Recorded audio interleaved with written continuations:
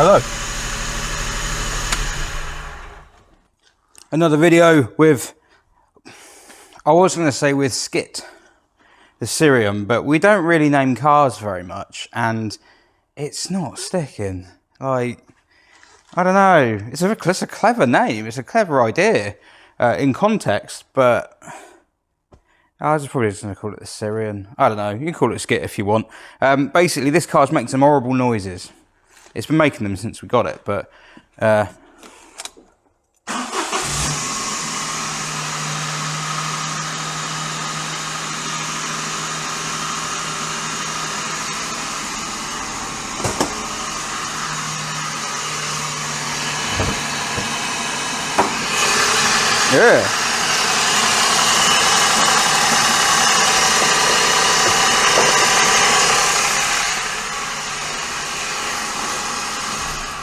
Yeah. It don't do the bloody hell's that? The impertinence. I don't think those engines make particularly nice noises at any point, but that does not sound healthy. I'm trying to figure out what it is. We've got that issue. Well, there's a lot of issues with this car, but there's that issue and there's the brakes. The brakes need changing. Now I have, for the noise, well, I'm going to be really optimistic. The drive belt is really like cracked and old and dry looking. You never know, might be.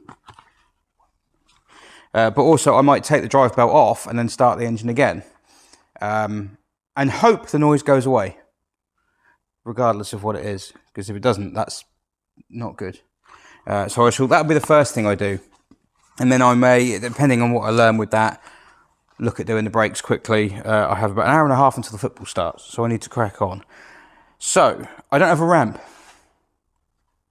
because there's a TVR on it, and TVR is being a TVR. So a job that should be simple is turning into a cluster. So yeah, belt, let's go. So yeah, the issue, I'm hoping, if you look at that belt, it is old and shiny and oh so cracked. Look at that. If it isn't the belt that's making the horrible noise, there is a chance it's the alternator itself. That looks pretty old and horrible. Or the water pump. Now I don't have either of these at the moment, so that would be a pain because it's gone closing time. And I don't have any other parts except the belt, so I'll put the belt on regardless. But while the belt's off, if the noise turns out to be something driven by the drive belt, I can see what it is. There is as I say, we're clinging on to the chance that it's the drive belt itself being old and dry and cracking and horrible. It's unlikely. But it does happen. If not, it could be the water pump or the alternator, or it could be the air conditioning pump, the compressor. But I don't, well, the clutch would have to be knackered on it for it to be that, but it's going to be the alternator or the water pump, I imagine. We'll see. So I need to try and undo the alternator belt. It's a manual tensioner done on the alternator, old school, and get it off, and I'll just quickly run it very briefly because the water pump won't be turning. I'll run it very briefly and see if the noise goes away. And if it doesn't, I shall go outside next to Hilda, walk past Hilda, over to the corner over there where that wall is, and cry. Yes, of course, the alternator and all its fixings and tensioning mechanisms were seized up. And we have the belt off finally. The belt I've been sent is smaller than this one as well, which is brilliant. I'm hoping that that's not going to be a massive problem, but, ooh, look at that. It's off. Let's start it up and discover together that that is not the noise and that it is something much worse. Although, yeah, I don't think it is. I think it might be the water pump. That's making a noise. Right.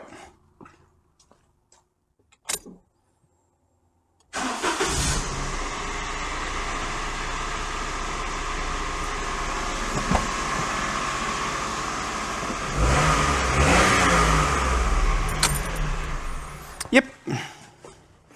Noise is gone. I know it sounds awful, but I think that engine does sound awful. I think it's just how they are. That noise appears to be the water pump, and the water pump is... Ooh. Very sad. Alternator. Right, so the alternator's got another problem because I've chipped a bit off the casing and it's fallen into the alternator.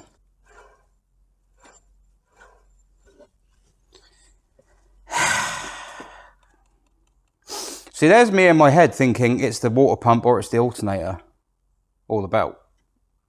And what it actually is all three.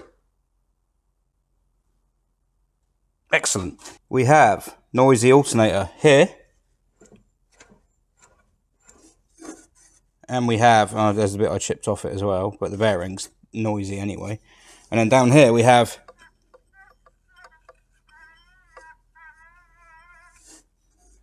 the water pump. Yay! So they all got to come off. I know the water pumps on these engines are suspicious. Well, when I say suspicious, it's the wrong word. They are prone to failure. I believe it's. I've even done one. I think I did one on a C1 once. A C1 once. Easy for me to say. So that's going to be fun. Well, it's going to be another up in the air with the arch liner off job, isn't it? Joy. Do you know, I might just leave this here tonight with the belt off because there's no point putting that belt back on. I could take Hilda home. Yay.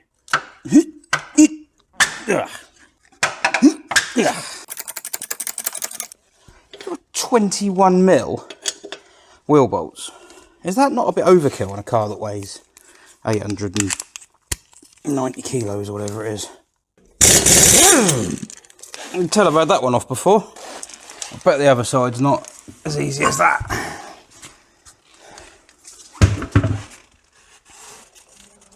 Oh, it reminds me, I've got drop links as well.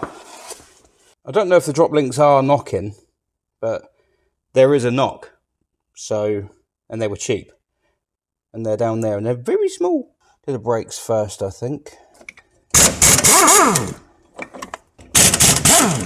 Oh yeah, look at that. The piston has been extended. Oh. Oh dear.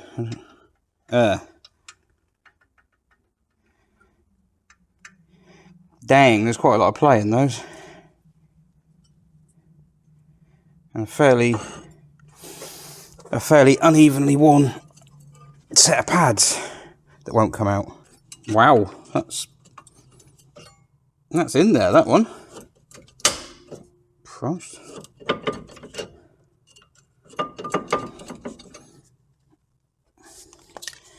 Need something a bit heavier duty in a minute. Oh yeah, that'll be what the squealing is then. Yeah, it's touching that. Touching the back plate, even though there's plenty of meat left, but it's properly unevenly worn, which is probably because the sliders have got 10 ton of play in them. Right, I wasn't actually asking you to come out. They're unevenly worn as well. Well, I mean, they'll work, they'll do the job. Oh, and because it's got studs, I'm going to have to... Yeah, brilliant, okay.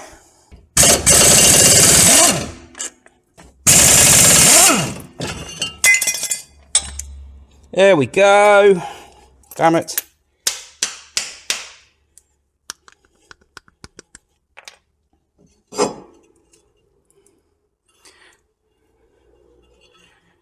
It's not horrendous. You can tell it's been parked up a little while, but it's not... I mean, it is a bit worn, but it's not horrendous.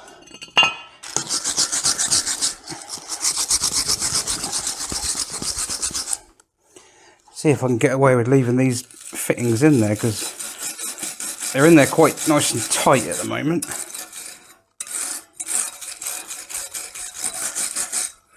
Yes, I think we will. Yes! No! Oh dear.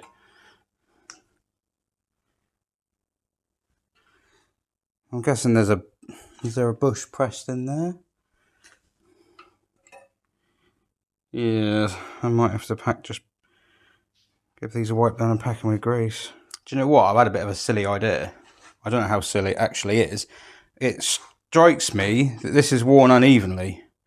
So the play in that pin there is like, I mean, there is play, but it's not as bad as that side. which makes sense because they're not going to be loaded up completely evenly. So if this part here is the same part as on the other side of the car, it will have worn in reverse on the other side. So I'm thinking, swap them over. These aren't ever solid, admittedly, but that is a bit too much play. But the right thing to do would be to buy new carriers, but that's not what this car is about. This car is about saving money. These are serviceable with a fresh bit of grease in there and everything. And I think if I reverse them to the other side of the car, but the only problem is time. Do I need to crack on? Look, I believe it's the same. Certainly looks it. I hope it is. Well, we'll find out, won't we? Chuck a load of this down there. We pretty much want it to hydraulic lock. Don't worry, it will kick out what it doesn't want, but it will fight when it's doing so. Again, this is not a how-to. I'm not telling you to do it this way. I'm just filming what I'm doing. And then, come on. It's kicking back, there you go. It was kicking back. No play at all gone. I mean, it hasn't magically fixed it, it's just because there's so much grease in there, but what you don't want is to have excess grease spewing out of it. There you go. When it's all bolted onto the car, because funnily enough, grease on the brake pads doesn't make them work as well. So that side's going on the left and the other side's going on the right, even though they were originally the other way around.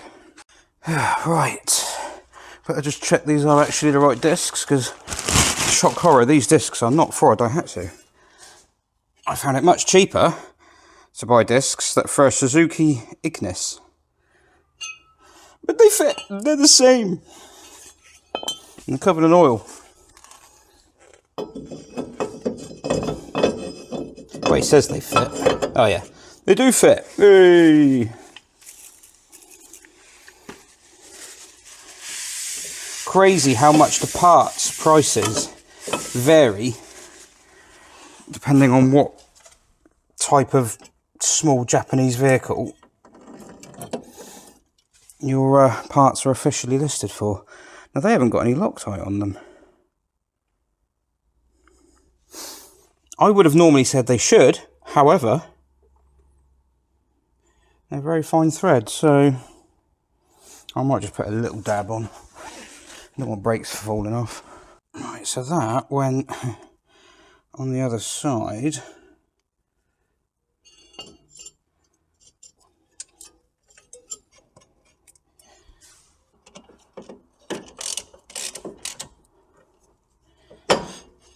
Come on, turn.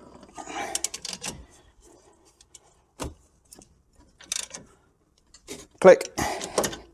And then for the pads, it was exactly the same. They were like £35 or something stupid like that. Unless I got these, which are for a Chevrolet Cruze, Suzuki Alto Ignis or Nissan Pixo. And I haven't even checked them yet, but I think when these were about 15 quid, they have the anti-squeal stuff on them, which is all good signs. Don't forget I used to work in parts, so you can generally tell good stuff from crap stuff. They've got the anti-rattle shims built into the back. Fine. And the wear thing, squealy thing, the thing that's squealing now. Now the only thing I haven't sorted out yet is I'm putting these tiny smidgen in here, like a little teeny bit. You don't want much in this at all. There we go.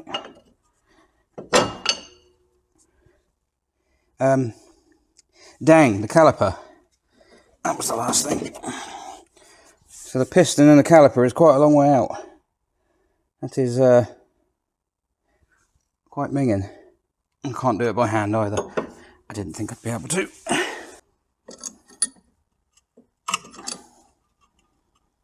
In you go. There we go. And then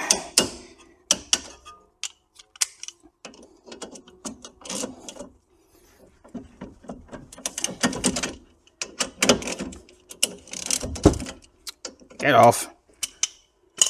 Done. Well, that one is. But I'm going to run out of time, so it is time to go home. 72 hours later. Okay, it's available direct, 24 to 48 hours. Right. And it is £265.97 with a £45 surcharge. Ouch. Yeah. Right, okay. Alright, I'll go back to the customer and let them know. Alright then. Thank you. Cheers. Cheers. Bye. Bye. The customer being my wife. No, I don't want to be paying that for an alternator. So, yeah, it's a couple of days later, and I've got the alternator out on the Daihatsu, on the little Sirion, but they're quite expensive. And this one has slightly rough bearings, so I'm going to see if there is a chance I can take this apart and change the bearings. I haven't got any bearings, so I don't even know what bearings I need. That's the thing, I've got to take it apart, find out what bearings it uses, and then order them, and then wait longer. But 200 and... Oh, no. There's me thinking they'd be cheap, because it's the same as a C1 or something like that. I've also done all the brakes are done. I've done the anti-roll bar drop links. One side was floppy, and the other side I had to cut off with a grinder. So hopefully that improves the knocking situation, just makes it drive a little bit nicer, basically. Yeah, a water pump has been ordered. I've come in today, it is a Saturday, hoping there's a chance the postman will go, oh, I'll take it just in case, because like they might be there. He might be open, but he probably won't. He'll probably see it on the shelf and go, oh, that's closed on weekends. I'll take it Monday. So if I had a water pump and two bearings, I'm assuming there's two in here, I'd be able to get this thing back together and on the road, but I don't think I will. The other reason I've taken the alternator out is because I don't know if you remember, I said I accidentally chipped a bit of it out, annoyingly. Well, of course, it's there. And I had this horrible vision of the car going down the road. I mean, originally the pulley wouldn't turn because it was wedged. And then that bit fell out. And I thought, okay, well, now it turns again. And I thought, if I go down the road, or my missus goes down the road and goes over a bump, and that thing moves and gets spat back up into something that's spinning very fast, that's carrying quite high current, and it's a piece of metal, that probably wouldn't end well. So I've got to take it apart to get that out, at least. But first thing I'm going to do is clean it, because it is disgusting. Look, it's got little bugs in it. What a death. What a horrible way to go. I'm hoping a little bit of brushwork does the job. I need something a bit stronger than that one. We can make it look new.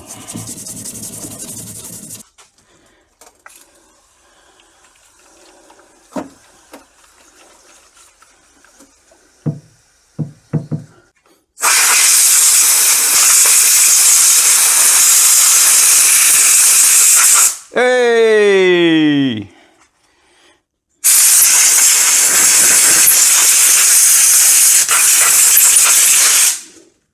Ooh. I'm guessing it's got a bearing this side on the casing and on the other side on the casing, but I don't know how easy it is to get this cover off.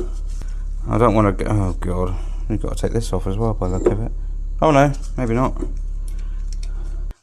Yeah, I'm out of my depth a little bit with this. Normally, like, I'm of the age where, like, rotating electrics like this, if you ever had any problems, you just buy a new one.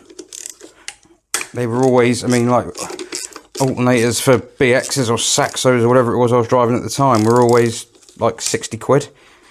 So I've never taken one apart. Oh god. I think the whole thing's spinning in there, isn't it?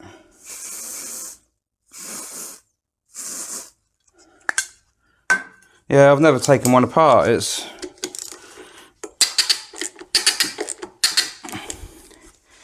new to me. I only got a rough idea of how they work, to be honest. It's like a motor in reverse, isn't it? Because again, I've never needed to learn. It's like points and condensers. I couldn't set points and condensers. I honestly couldn't. Because I've never needed to. I've never owned anything with points. I don't think I want to. I think if I did have something with points, I'd probably get rid of them straight away.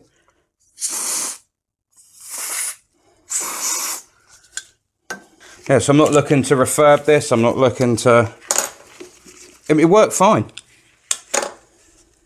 Is that going to come off?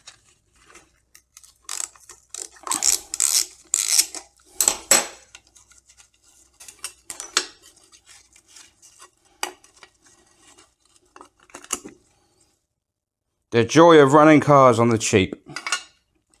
Ah! Right, so it's right, there's the shaft there.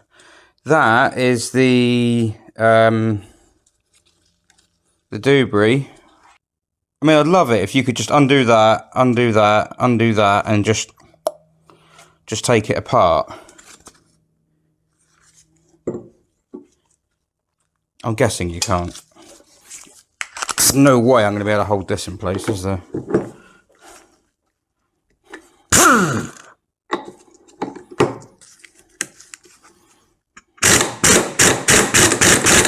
Nope. I'll take it back, it worked. It did come undone. There's a bearing. Oh, can I even get the number off it? I think I might be able to. It's an NSK bearing. Someone will get the reference for that. Oh, there's the number. Sweet. Right. God, wouldn't it be amazing if I had one upstairs? 6302DU. Right, so that bearing is held inside. So that obviously, this comes off that way. Oh, look at the instructions. What instructions? There are none. There you go. There's the bit of metal that broke off anyway. Well, actually, no, that's not the whole thing. There must be another one in there. Right, I've managed to get these undone around here. That was an absolute pig. But I think... Oh, there we go. Oh, no, they're not hall sender. That's the brush things, isn't it? Isn't it? I don't know. Can you tell I've not done one of these before?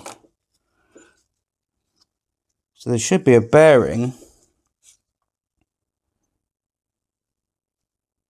Like...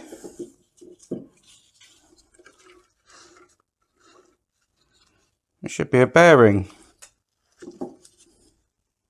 I think I can just see the outside of one. So it definitely wouldn't have come apart without taking all this off. But they're off. No. What stops it from coming apart? Why are you not come apart?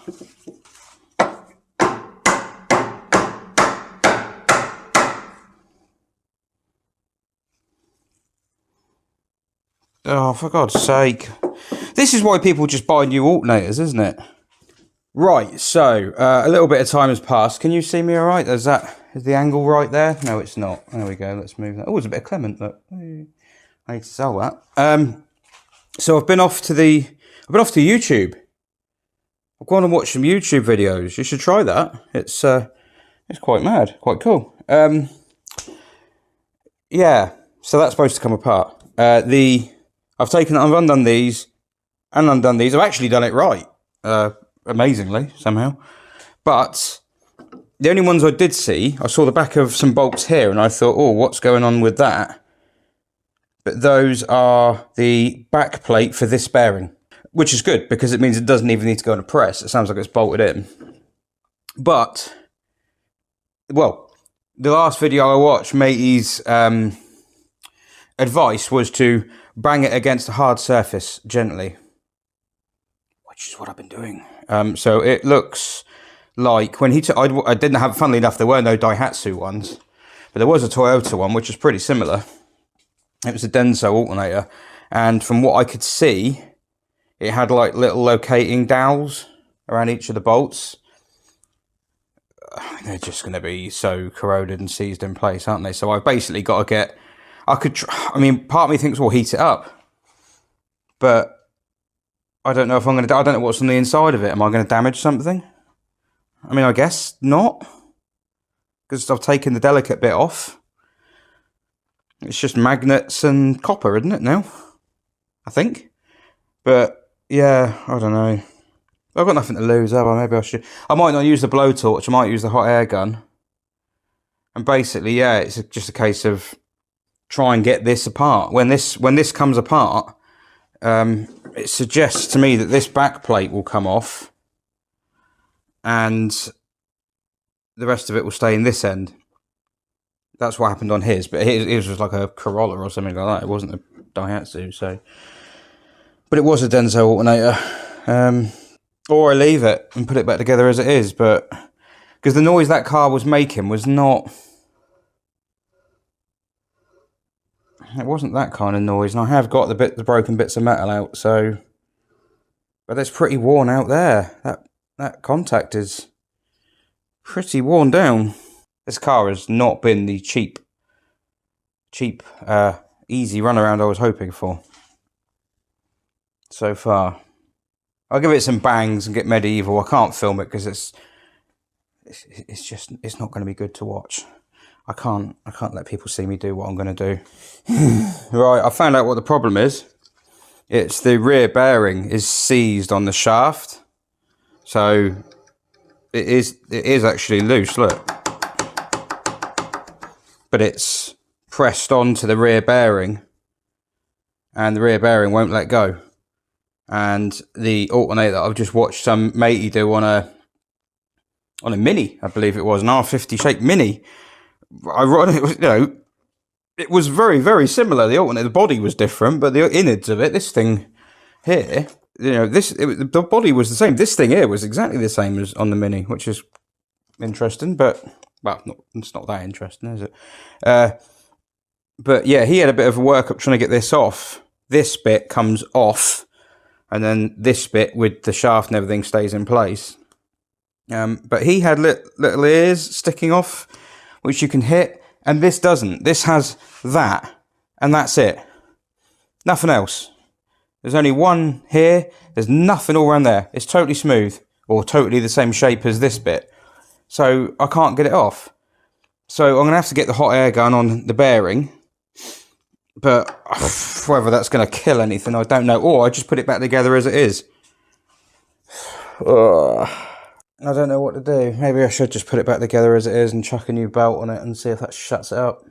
Not a wasted time, but... The other thing is, say, get a hot air gun, try and heat this up a bit and have it come apart. I mean... It's not good. That bearing is not good. And the thing is, the shaft on the end here is like brass or something, or some sort of, or got copper on it. I don't know if it's a steel shaft or what, but I did try giving it a couple of gentle love taps with a hammer, and it made a right old mess of it. So I don't even think I can like use a press on it, or a puller in reverse or anything like that. I think it's just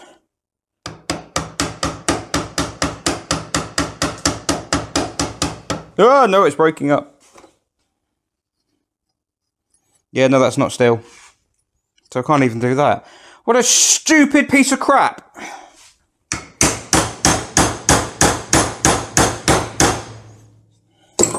Oh, I'm trying to think of a different plan other than setting fire to it. I'm beaten. I'm not going to bother. I've just gone online and I've hit the part numbers because I used to be a partsman, so I can find things, like, even if they're listed wrong, which are generally cheaper. And I have found an alternator on eBay, which is a cheapo one. It is a proper cheap. That's a bit of a Citroen DS, I've just noticed. Not mine. Yeah, it's a cheapo one. And it's probably only going to last a couple of years, if I'm honest. It's not a decent one. But I found one for 112 quid. So when you factor in a pair of decent bearings would probably be, don't know, with postage and everything, because you won't be able to find them locally, 15, 20 quid, something like that maybe. then you're talking like another 90 quid, and then you don't have this issue with the worn out copper thing on the end here. Yeah, it's not a complex alternator. I don't even think it's a smart charge. I mean, it might be, but I don't think it is. It's got 4 pins, but there's only 2 wires going to it, so who knows? I don't know what the ECU does on these things. So yeah, a bit dejected, but it happens to us all. You know, it's sometimes you just think, you know what, there's no point faffing about with this. Life's too short to be mucking. This isn't an enjoyable job. It's a horrible job. So I'm going to bin that off for 260 quid. Or whatever it was they quoted. I'd still be here trying to get that apart, but for 112, no, and it's only got to last a couple of years. So, yeah, well, that was a bit of an anticlimax. Sorry, there's no conclusion to this that comes out well. So, a fair amount of time has passed, probably a couple of weeks, maybe 3. Could it be 4? Time just goes mad these days. Yeah, so didn't film any of the work. Well, as you see, you've seen as much as I filmed, basically. I just ran out of time. I couldn't devote the time to doing it because I was having to faff about. This thing ended up staying here overnight, and I ended up leaving it here jacked up, and it was like, I came back in the next morning and realised I had to work on my own car during a working day, which is not a good thing to do. It's really a bad idea as far as a business goes, and unfortunately I need the business, which I'd rather I didn't, but I do. So, yeah, where did this car end up? Let me show you where we ended up. Well, first off, there's a new noise. The starter motor is not disengaging properly anymore, but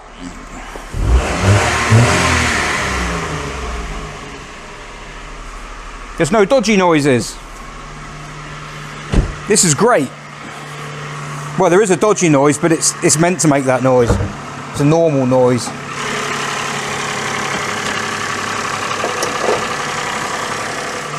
Yes. A new alternator down there.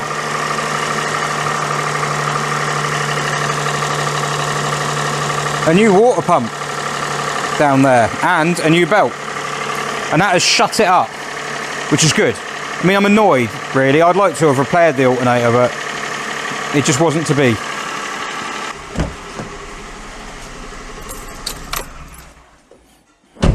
It's, yeah, that's done. It's in service now.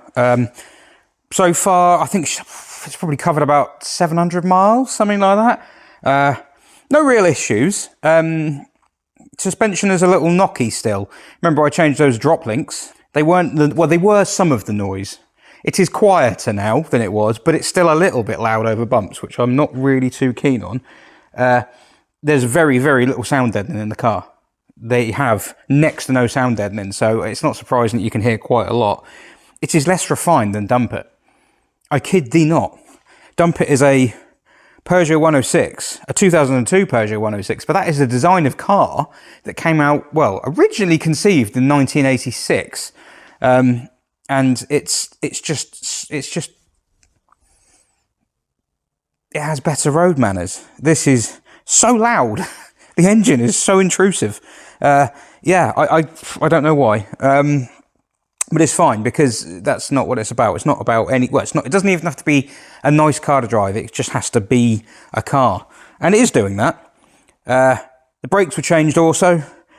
It's still got a funny noise. A sort of when you push the pedal, which is a bit disconcerting, but it seems to pull up okay. Nothing on the front end that could cause that. I can only assume it must be something on the rear. It had, I believe, the rear brakes were rebuilt not long ago. Had a rear brake service, but it's possible that it's sat up a bit and perhaps, you know, a hot brake drum that was rusty, and then it's parked for a bit with a handbrake on, and it's left a bit of this. Could be a bit of a lump going round, possibly. I can figure that one out when I take it apart, and well, if I take it apart, I will take it apart and have a look. But right now, for the sort of use this is doing, it's fine. It's all right. It's pulling up fine. It was fine on the brake tester. Didn't even fail the imbalance check, so it's It's just a noise coming from somewhere. I don't know what it is. The last bits I've got to do on it, I'll do another time.